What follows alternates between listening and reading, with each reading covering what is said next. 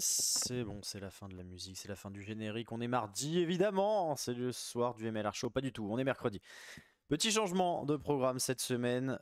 C'est pas du tout de notre faute. Pour une fois, ce n'est pas notre faute. Un petit peu de décalage au niveau des images, au niveau de la réception des images de nos amis de la MLR. C'est pourquoi on est eh bien, ce soir présent mercredi. Alors que d'habitude, vous le savez, le MLR Show, c'est le mardi, mais voilà. Ça change pas grand-chose hein, au final, puisque on est là pour vivre eh bien, le meilleur de la MLR. J'espère que vous allez bien. Bonsoir à toutes et à tous. J'espère que la journée s'est bien passée. On n'est pas loin de l'été là. Hein. Ça y est, ça se rapproche. Ça se rapproche. C'est la dernière ligne droite avant les playoffs de la MLR. Oui, je dis ça chaque semaine, évidemment, mais parce qu'en même temps c'est vrai, Chaque match nous rapproche de la fin de la saison, ça aussi c'est très vrai, c'est très factuel. J'espère que tout s'est bien passé, j'espère que vous êtes prêts. On a un beau programme encore une fois avec des matchs qui sont très très intéressants, le match qui était assez sympa à suivre, il faut le dire, et surtout on a beaucoup de choses désormais qui nous attendent parce que on va avoir, je pense, quelques petits euh, enseignements à,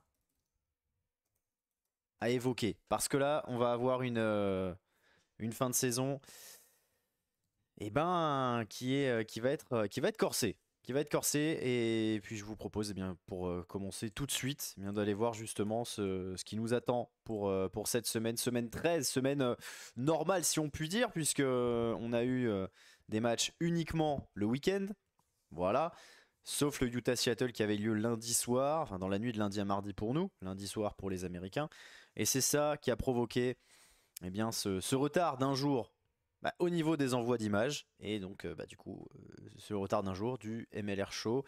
C'est pour ça que je vous dis que ça change pas grand chose.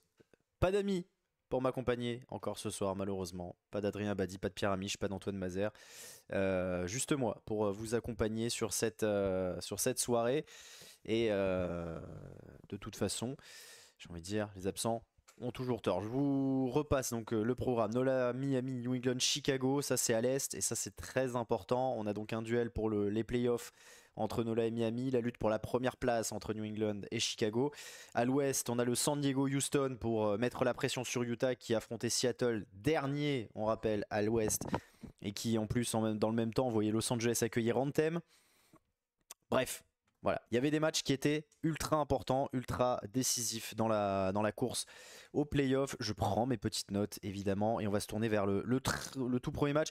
C'est évidemment le match le moins intéressant de tous parce que on le sait, la victime expiatoire c'est Anthem.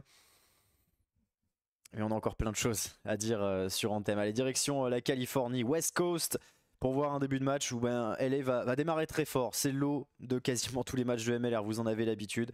Voilà, on met la pression dans le centre du terrain, dans le cœur du jeu, sur cette équipe d'Anthem. On va aller péter avec les centres, on gagne des mètres, on gagne du terrain. Et puis derrière, on a des joueurs qui sont au-dessus, avec le petit coup de pied de Bill Mix, qui va trouver Tim Anstie, plus rapide que tout le monde à la course. Et ça nous fait un premier essai. Il va y en avoir un deuxième, signé Tavaï suite à un ballon porté. Donc dès le premier quart d'heure, la moitié du chemin est faite pour aller chercher le point de bonus offensif, ce qui est la moindre des choses, on le sait, face à Anthem, qui a de la ressource, comme toujours. Demi-heure de jeu, vous le voyez, on attaque la ligne, on pilonne, et puis on va aller un petit peu au large. Cleven Lobser qui vient chercher Connor Mooneyham pour réduire l'écart. Mais voilà, en face, c'est beaucoup trop fort. Regardez cette action, 32e. Vaughan Isaacs vient percer une première fois le rideau d'Anthem. Il a du soutien, c'est magnifique. Et derrière, eh bien, on fait l'effort de rester debout le plus longtemps possible. Gonzalo Bertranu décale Mix. Et là, c'est beaucoup trop facile. L'essai entre les poteaux à la demi-heure, ça fait 3 essais à 0, 19-5. Et puis, Los Angeles, c'est dommage. On n'a que la fin de l'occasion. On n'a pas l'opportunité de revoir la course de Vaughan Isaacs, mais très très bel essai et très gros travail. Je vous le disais, Los Angeles domine. Los Angeles va devoir attendre la 57e minute de jeu pour enfin inscrire ce 4e essai tant attendu. Vous le voyez sur une touche dans les 10 mètres d'Anthem. On va pas réussir à lancer un ballon porté. Par contre, on va réussir à lancer Ben Strong qui a parfaitement suivi ce mouvement et qui vient marquer entre les perches 26 à 5, à 7 pardon, à la demi-heure, 26 à 5, non c'est bien ça. Puis Los Angeles va faire du LA, voilà, va écoper d'un carton rouge et ça va offrir l'opportunité à Anthem de revenir dans le match puisque Ismaël Safodien va tout seul aller inscrire cet essai en faveur de Charlotte et dans la foulée va mettre un nouvel essai. On se dit pourquoi pas 26-17, est-ce que Anthem à 10 minutes de la fin peut revenir, mais voilà, LA va réaccélérer le mouvement. Vandenberg 74e, Dame à la 78e qui va même s'offrir un doublé juste après la sirène, vous le voyez, 81e, histoire de dire que ce match n'était qu'une promenade de santé en quelque sorte pour Los Angeles. Voilà le doublé de Dame et ça fait 45 à 17 dans cette partie, donc un large succès pour Los Angeles. C'est un succès face à Anthem, ça veut pas forcément dire grand chose évidemment, ce qui comptait c'était de prendre les 5 points, mais ce qui compte dans ce match pour Anthem, c'est qu'il y a encore une nouvelle fois un record qui est battu. Je vous mets la stat, 0 comme le nombre de points pris lors des 7 derniers matchs. C'est leur pire série dans l'histoire depuis le match contre Houston. C'était il y a une éternité, cette défaite 45 à 46 à domicile où ils avaient encaissé la pénalité de la défaite dans les arrêts de jeu en toute fin de match. Eh bien ça n'a plus marqué depuis.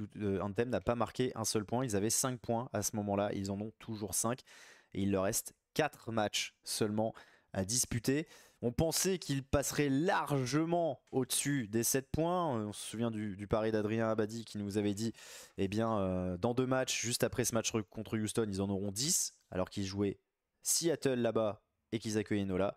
Eh bien, ils ont fait 0 et sur tous les autres matchs, ils ont fait 0. Les difficultés d'Anthem se poursuivent.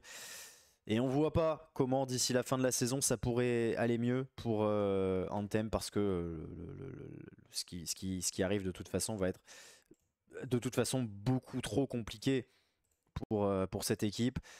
Je sais pas s'ils y sont plus du tout, je sais pas si ils y croient encore, ça c'est vraiment très très difficile à dire. Mais on voit pas comment cette formation d'Anthem peut terminer cette saison en allant chercher sa première victoire.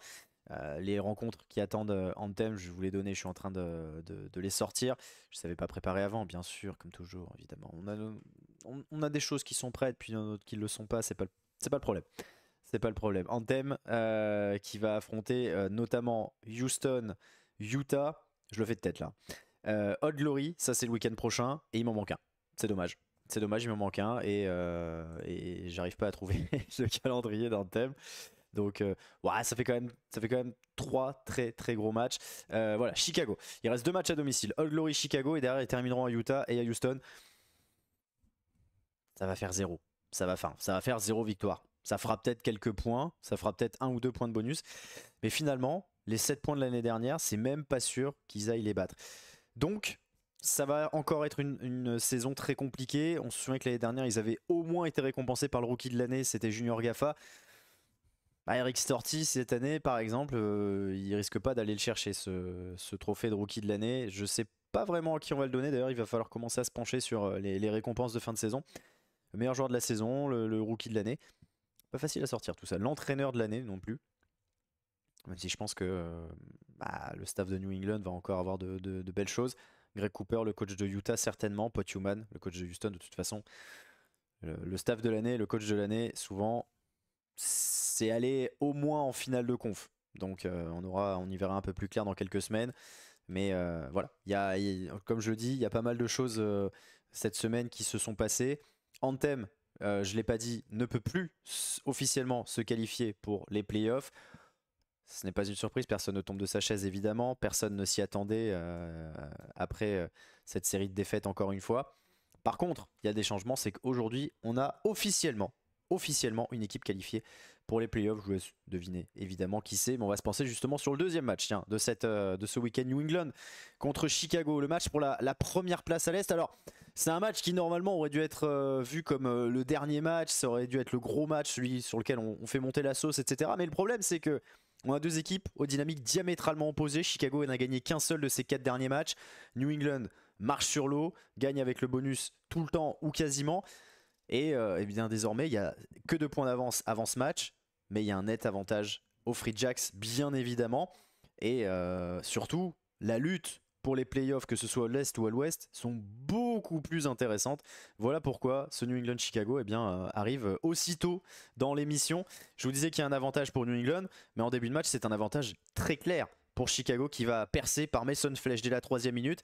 Et ils vont passer les Hounds quelques minutes dans le camp de New England en se rapprochant petit à petit. Et puis finalement, c'est encore lui, c'est Mason Fletch qui va résister à ce gros plaquage d'Andrew Quatrine pour aller marquer cet essai et permettre à Chicago de passer devant. On a la réponse de Joe Johnston, le joueur le plus capé de l'histoire de New England, qui marque un essai qui est transformé. New England repasse devant, mais vous voyez, Chicago a l'avantage et Noah Brown vient inscrire ce superbe essai suite à ce coup de pied d'Ilzenbeck.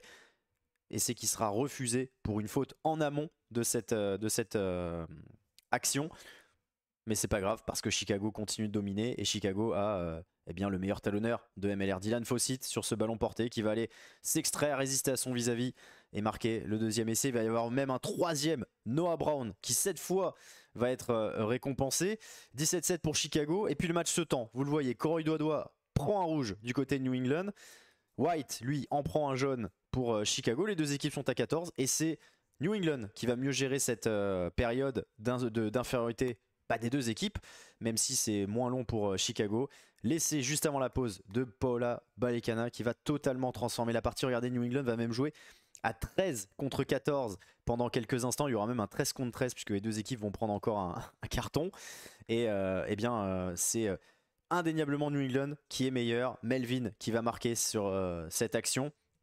Et d'ailleurs sur cette action, Svania va écoper d'un carton jaune pour Chicago. Bref, ils vont encore jouer en infériorité numérique.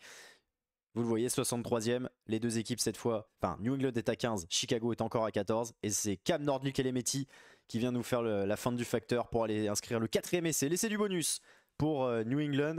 Et puis là, il y a le tournant, il va y avoir le tournant, je vous mets le ralenti, c'est le tournant de cette partie, 24-17, 7 points d'écart, New England est à l'attaque, le petit coup de pied contré, et là, la course fantastique de Peyton Wall qui vient résister à Nordlik-Elemetti et qui va aller inscrire en coin le 4e essai de Chicago. Cet essai il est très important.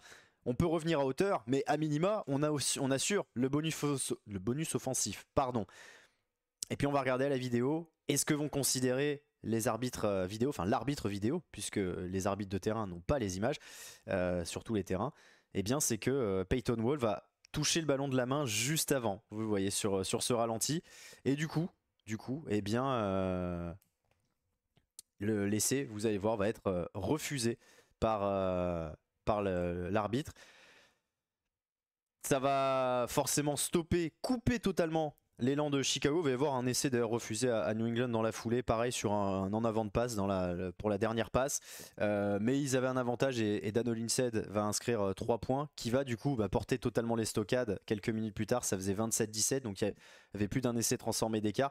Mais cette action et cet essai refusé à Peyton Wall, il fait très mal à Chicago parce que c'est une défaite à 0 points et parce que du coup, New England prend le large en tête de cette conférence Est. Évidemment, on regardera tous les classements tout à l'heure, mais ça fait désormais plus 7 points en faveur de New England à 4 journées de la fin, et sachant que les 2 équipes ne s'affrontent plus, c'est terminé. Et puis surtout, ils ont quand même pris un ascendant indéniable sur leur rival, parce que ce seront normalement ces 2 équipes qui s'affronteront en finale de conf, comme ça avait été le cas l'année dernière. C'était une surprise de voir Chicago à ce niveau, ça ne le sera pas cette année. Oui, Chicago a gagné très largement le premier match, c'était 35-7 si je dis pas de bêtises. En tout cas, New England avait été bloqué à un essai seulement. C'est la seule fois de l'année où ils ont aussi peu marqué. Mais c'était la 3e journée et New England avait commencé sa saison en jouant beaucoup à l'extérieur et en étant pas vraiment en place. Là, ça l'est depuis 2 mois, c'est très clairement en place.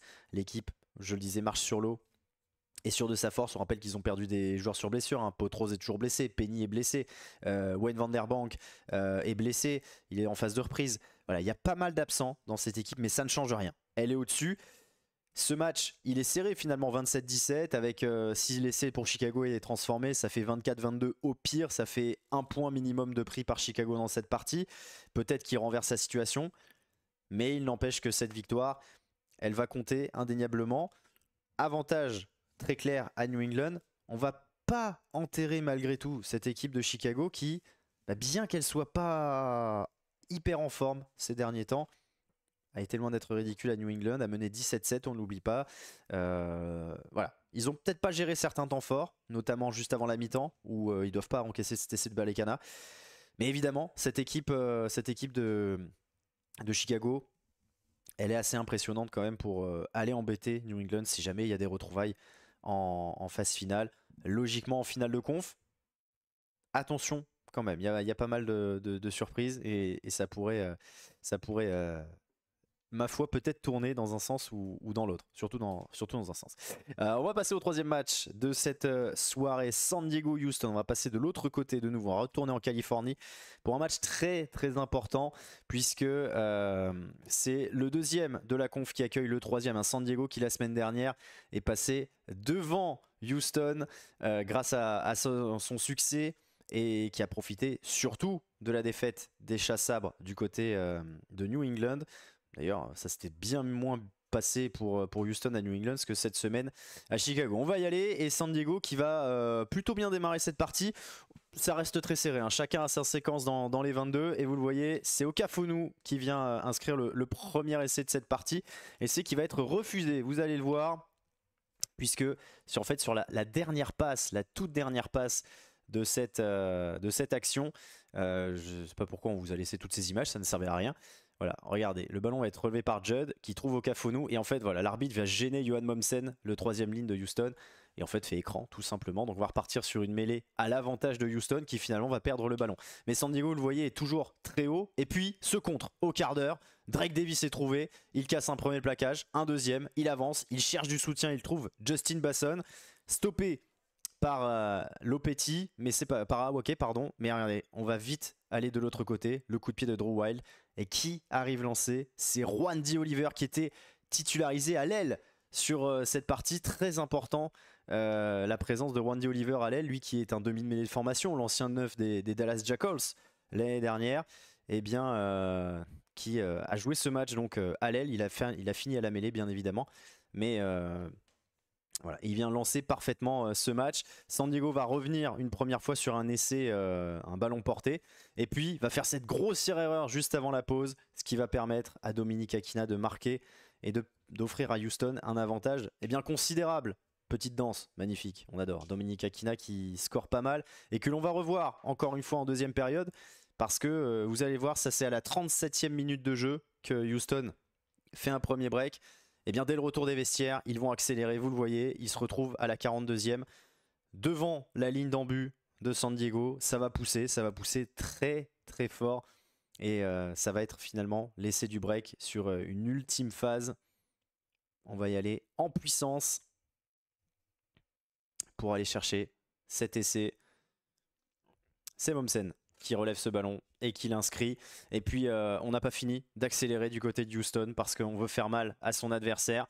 Le lancer de Smith qui était titulaire, le ballon qui arrive très vite vers Alatimu, Aquina, le petit coup de pied qui vient chercher ce ballon. Tazi, comme d'habitude sur ces phases de jeu, il est toujours trouvé, il est toujours présent. Et la petite passe décisive magnifique d'Aquina après avoir inscrit un essai. Le travail de Total Tazi, j'adore son prénom. Ça fait 31 à 5 pour Houston qui a match gagné, vous en doutez sûrement. Malgré tout, San Diego va réagir, San Diego va réussir sur un nouveau ballon porté à l'heure de jeu à relancer ce match. Les essais de Shiloh Klein et les essais de Brad Wilkin qui permettent de relancer ce match. Et je vous ai pas mis le dernier essai parce qu'on les a pas dans le highlights de la MLR qui nous envoie. Mais bien juste avant la sirène à la 80e, San Diego va aller, grâce à Shiloh Klein encore, inscrire le 4e essai de San Diego, qui va donc s'incliner 37 à 20.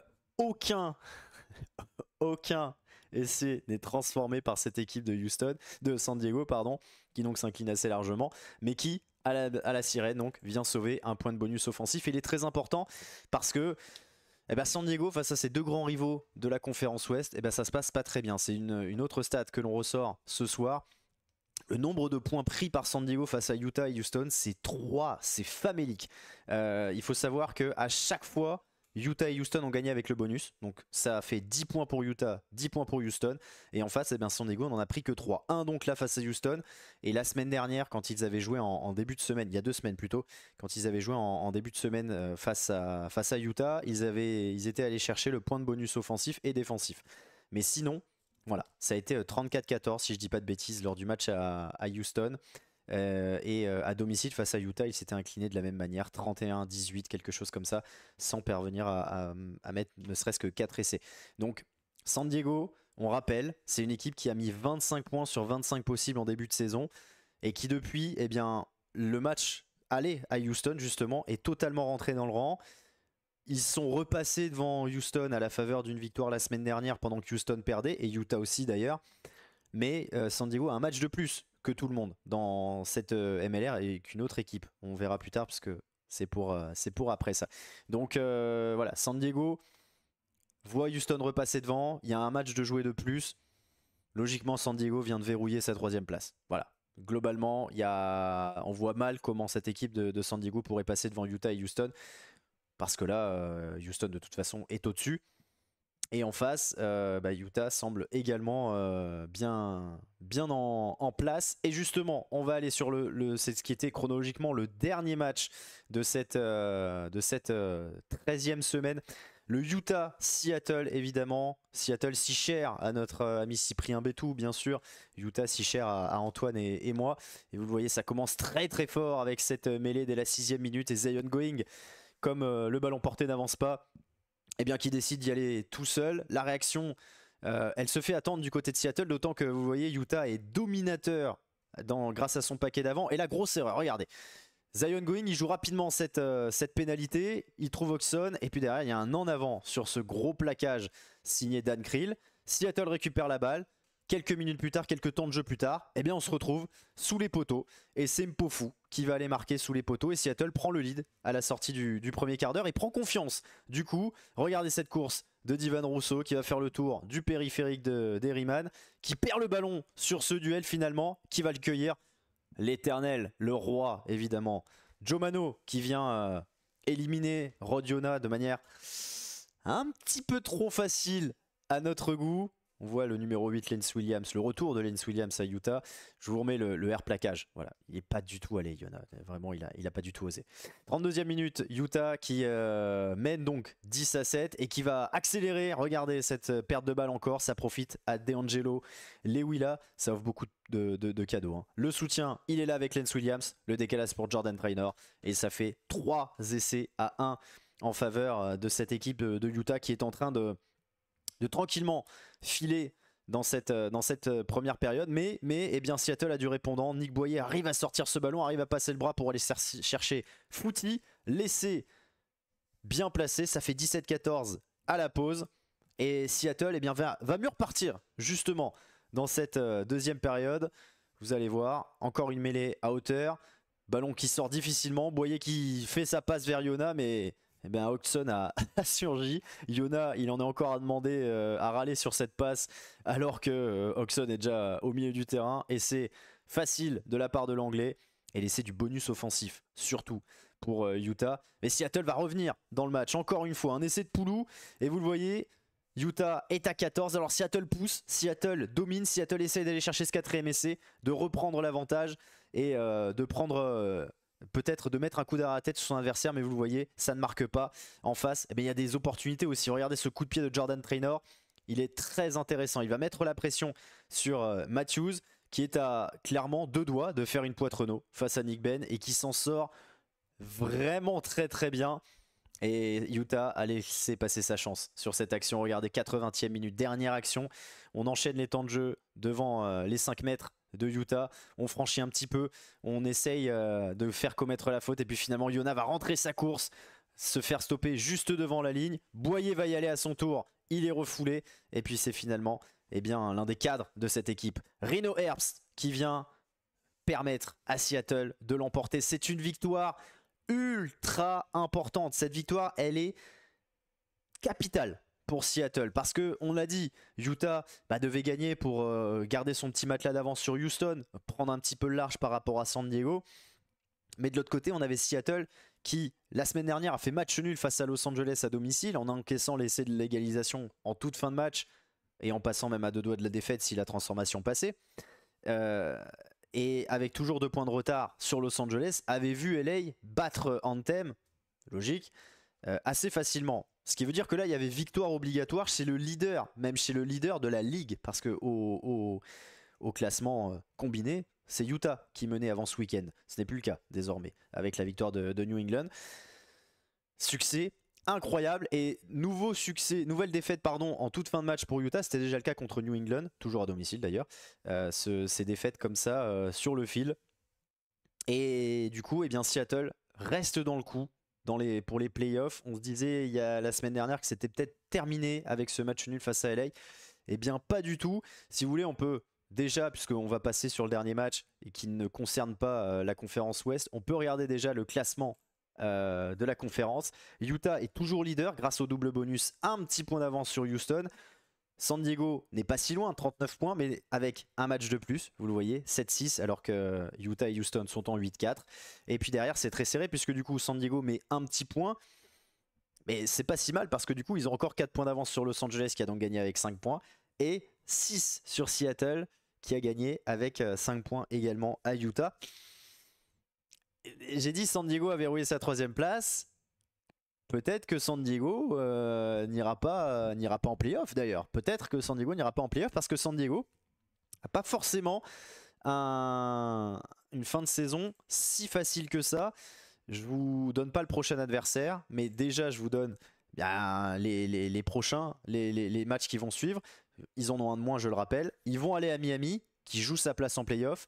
Et dernière journée, ils accueillent Old Glory, qui joue une place en playoff aussi. Donc très clairement, le calendrier de San Diego, il est pas simple. Il est pas simple. Je vous donnerai le 3e match, ce sera le week-end prochain, évidemment quand on regardera le classement. Ça va être une fin de saison beaucoup plus serrée que prévu. On avait mis Los Angeles et Seattle pour cette place en playoff parce qu'en plus les 2 équipes s'affrontaient. Peut-être qu'il faudra y ajouter San Diego. On verra quand San Diego quand Los Angeles et Seattle auront rattrapé leur match de retard sur le Legion. En tout cas, ça va être une fin de saison totalement palpitante. Mais il y a encore mieux que cette lutte pour 2 places dans les playoffs à l'ouest, parce que pour l'instant on peut quand même mettre San Diego au-dessus. Il y a à l'est, voilà. Donc la donnée est simple. Aujourd'hui on a NOLA, Miami, Old Glory avant cette 13e semaine où Old Glory ne joue pas. Ça c'est important. Et puis surtout on a ce NOLA Miami. Un match qui déjà s'est joué dans des conditions atroces, il pleuvait énormément. Déjà le NOLA Seattle il y a quelques semaines avait été décalé de quelque chose comme 2 heures parce qu'il pleuvait trop sur la Louisiane. Bah là c'est pareil, ça a été décalé, il y a eu des problèmes. Et du coup on a battu un record du plus petit nombre de mètres gagnés dans cette partie. Je crois que les 2 équipes ont gagné quelque chose comme... je sais plus, je dirais 150 mètres chacun. Je vais reprendre la stat très rapidement. 168 pour NOLA, 219 pour Miami. Donc rien du tout. C'est rien du tout, évidemment, sur 90 minutes. Et on va partir justement du côté de la Louisiane. NOLA, Miami, match importantissime là encore pour les playoffs. Et regardez, ça commence par une générale, direct, voilà, pour se chauffer. 1 minute 38 de jeu.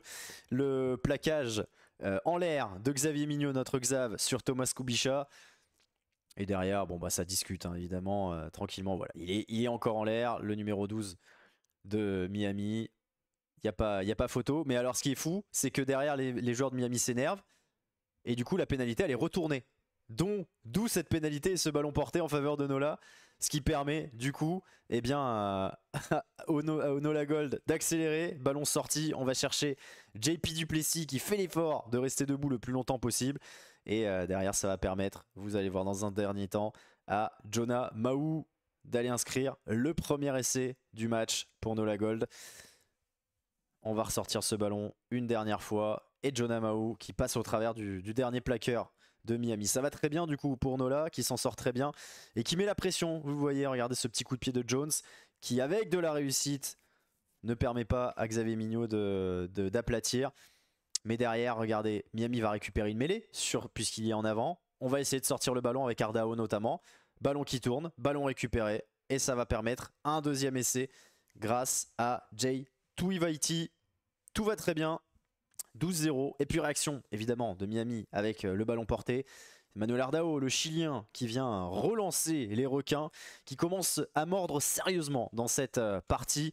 C'est très serré parce que Miami va commencer à prendre confiance, va commencer à prendre le jeu en main.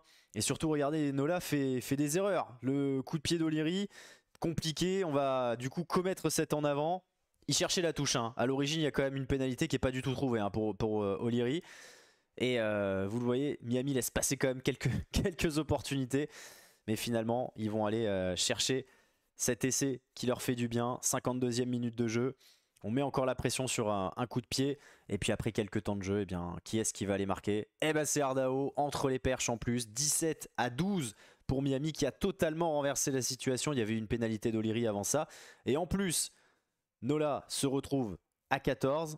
Ça évidemment, ça fait mal. Nola prend la foudre. C'est Mahou hein, qui prend ce jaune. 20-12 avec O'Leary encore une fois qui passe les points. Et puis ce petit coup de pied derrière. Et cette énorme bévue du pauvre Dorian Jones qui profite à Marcus Young. L'essai de la victoire. Regardez, 77e minute de jeu. C'est l'essai qui permet à Miami de prendre définitivement l'avantage. Il y a plus 13 à ce moment-là. L'essai n'est pas transformé. Et c'est important. Ça, parce que regardez le travail d'Isaac Tetamaki qui vient percer une dernière fois. Il reste 20 secondes seulement de temps réglementaire et le décalage est parfait pour Stevens. Essai qui sera transformé. Je vous remets la fin de cette action. Un essai qui permet à Nola d'aller sauver un point de bonus défensif qui là est ultra important, bien évidemment, parce que eh bien sinon c'était une défaite à 0 points. À 0 points, tout simplement. Donc il fallait absolument gagner ce match.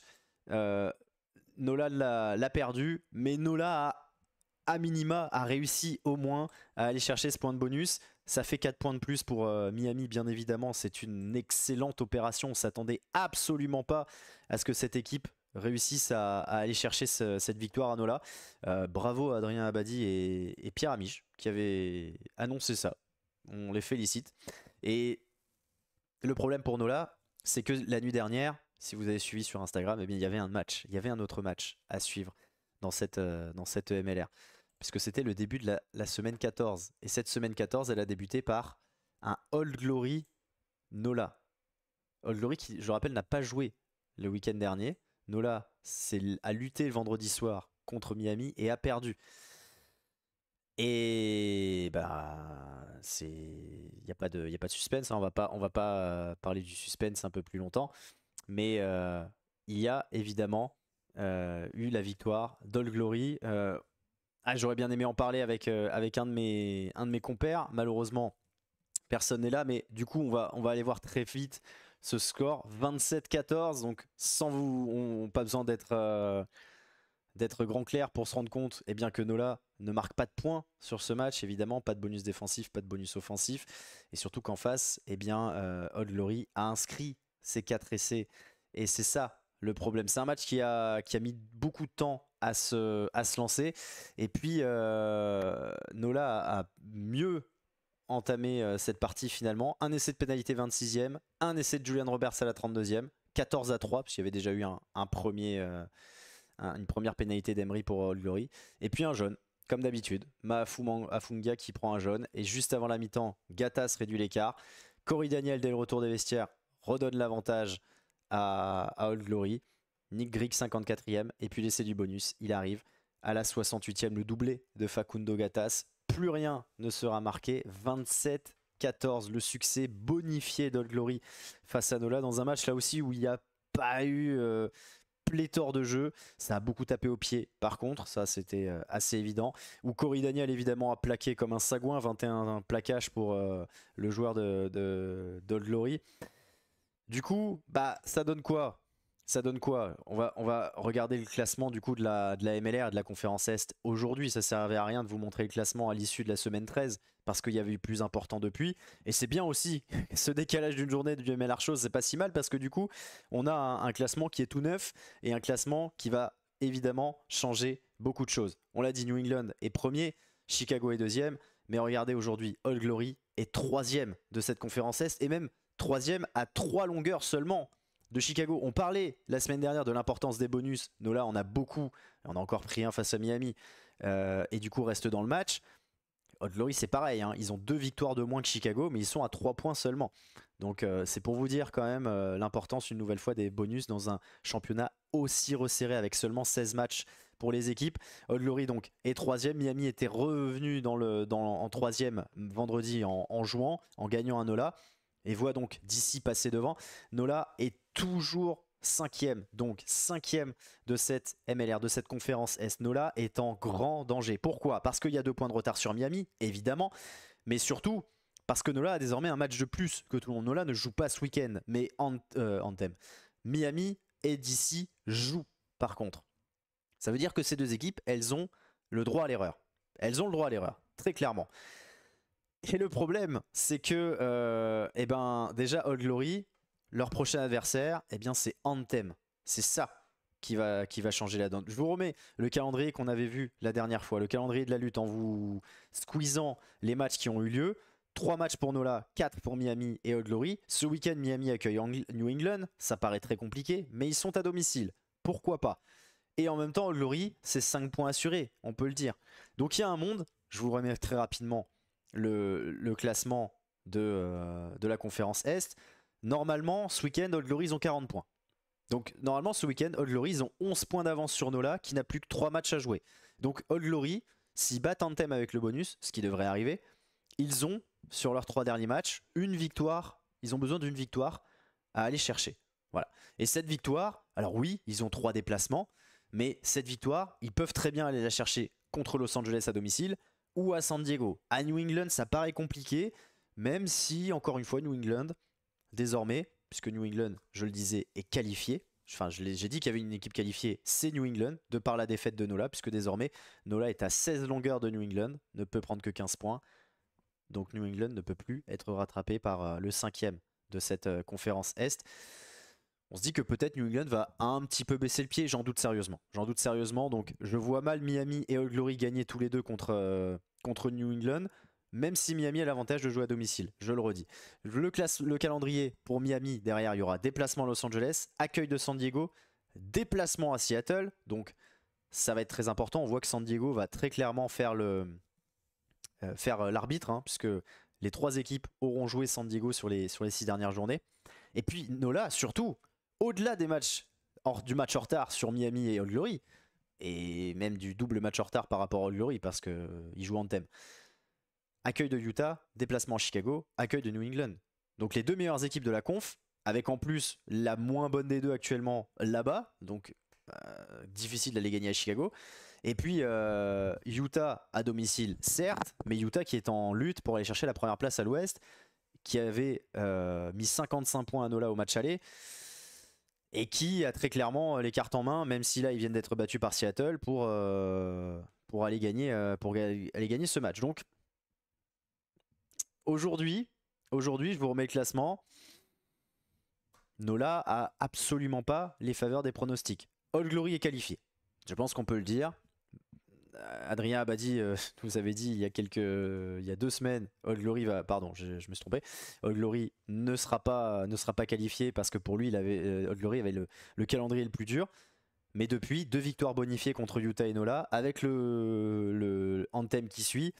Donc, logiquement, ce sera terminé. Logiquement, ce sera terminé pour Old Glory. Même s'il y avait une catastrophe face à Anthem, ils ont encore 6 points d'avance. Rendez-vous compte. C'est même pas sûr que Miami aille chercher 4 points sur les prochains matchs. Ce serait pas étonnant si on nous dit que Miami perd contre New England, San Diego à domicile, à Los Angeles, à Seattle. Personne n'est choqué. Donc, pour Old Glory, c'est fait. Dans les faits, c'est terminé. Évidemment, pour Nola, la chance qu'il y a, malgré ce bilan qui est immonde, 4-9. Il n'y a que Anthem qui fait pire. Mais bon, en même temps, c'était attendu. C'est le pire bilan derrière Anthem. Bien Nola est en grande difficulté, mais grâce à tous les nombreux points de bonus récupérés, et notamment celui contre Miami vendredi, on l'a vu, eh bien Nola est toujours dans le coup. Je rappelle que Nola a inscrit 13 points de bonus contre 7 seulement à Miami. Voilà, ils ont repris l'équivalent de 2 victoires quasiment sur Miami rien qu'avec les bonus. Donc c'est assez phénoménal le pouvoir de ces bonus. Alors on n'est pas en train de rentrer dans un débat de est-ce qu'il faut les enlever, est-ce qu'il faut les changer, machin, c'est pas la question. L'idée c'est juste de dire que voilà, Nola, qui est une équipe plus solide que Miami structurellement évidemment et qui a perdu des matchs serrés que Miami n'est pas capable de perdre, n'est pas capable d'aller chercher, pardon. C'est grâce à ça qu'ils sont encore dans le match. Un ou deux en moins, c'était très clairement terminé.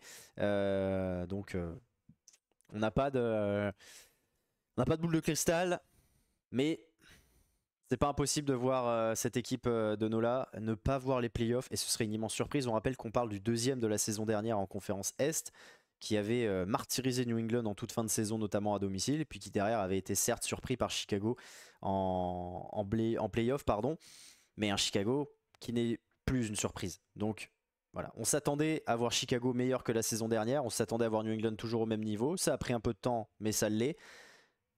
Ben, on s'attendait pas à voir Nola là, tout simplement. Nola là, c'est très beau ça. Tout simplement. On va faire le point sur le récap des résultats. La semaine 13, donc le succès de Miami à Nola 25-19, le succès de New England face à Chicago 27-17, la première place à l'Est elle est verrouillée, le succès de Houston à San Diego, bonus offensif pour les deux, le succès de Los Angeles face à Anthem, toujours pas de points pour Anthem, toujours pas de points en plus pour Anthem, et la victoire incroyable de Seattle à Utah 28-24 qui permet donc à Seattle d'être toujours au contact. Je vous remets le classement de la conférence Ouest pour vous le rappeler. 43-42 Utah-Houston, 39 pour San Diego, mais avec un match en plus que tous les autres. Et Los Angeles 35, Seattle 33. Et je vous en parlais, le calendrier de San Diego, il est très important parce que ce week-end, San Diego se rend à Seattle. Donc là, il y a un vrai rendez-vous pour Seattle. Ils ont raté, entre guillemets, celui face à Los Angeles. Ils ne doivent pas rater celui-là. S'ils gagnent ce match, même dans la pire des situations où San Diego ferait double bonus et eux ne feraient que gagner, eh bien, ils reviendraient à 4 longueurs de San Diego avec un match en plus à jouer. Donc, à portée de tir de cette équipe de San Diego, je vois mal l'équipe de Seattle gagner en mettant moins de 4 essais face à un San Diego qui gagnerait avec double bonus. Mais c'est évidemment possible. Même dans la pire des situations, il reviendrait à 2 points. Surtout dans le même temps, Los Angeles va à Chicago. Chicago a besoin de points. Chicago n'est pas en forme. Mais il y a quelque chose à faire.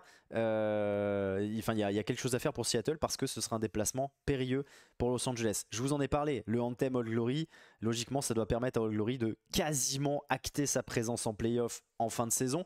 Et puis il y a ce choc. Évidemment, Houston-Utah, très important parce que le vainqueur sera premier de la conf. Et le vainqueur sera très probablement premier de la conf à la fin de la saison et donc aura l'avantage d'accueillir la finale de conf. Ça ne veut pas dire qu'on y sera. On rappelle que Houston avait le meilleur bilan de la ligue l'année dernière et s'est incliné en demi de conf face à Dallas derrière. Le premier match, c'est Miami-New England avec un match là aussi très important. Miami doit profiter que Nola ne joue pas ce week-end-là pour essayer de grappiller des points. Ne serait-ce qu'un petit bonus et ça ferait 3 points d'avance. Pourquoi pas, à défaut évidemment de gagner, même si les joueurs de Miami ont notamment battu Houston il n'y a pas si longtemps à domicile. Ils sont capables, tout à fait capables bien évidemment, d'aller chercher cette victoire. Je vous rappelle que la semaine 14, vous voyez c'est partie 2 parce que hier soir, la nuit dernière, il y a eu ce Old Glory Nola et le succès 27-14. D'Old Glory, succès bonifié. Donc voilà pour ce MLR Show, semaine 13,5 on va dire, puisqu'on a un peu parlé de la semaine 14. Semaine prochaine, peut-être que ce sera mercredi aussi parce que le Chicago-Los Angeles se jouera dans la nuit de lundi à mardi, donc au niveau de l'envoi des images, probable qu'on ait la même chose. Comme d'habitude, vous le savez, l'émission sera disponible en replay sur YouTube. N'hésitez pas à vous abonner, la petite cloche pour avoir les notifications de live sur Twitch. Et puis sur Instagram, vous avez toutes les petites infos, notre petit jeu des pronostics dont je suis désormais le seul leader. Et c'est bien normal parce que je suis le chef. Et puis toutes les infos, évidemment, sur nos autres diffusions. On va avoir du football qui va arriver, du vrai football à 11. Comme s'il y avait du faux football. Je vous souhaite une très belle soirée. On se retrouve soit mardi, soit mercredi, mais évidemment vous serez tenus au courant sur nos différents réseaux. Et puis à très vite. Et l'hymne américain bien évidemment pour partir. Bon, pas les bonnes habitudes.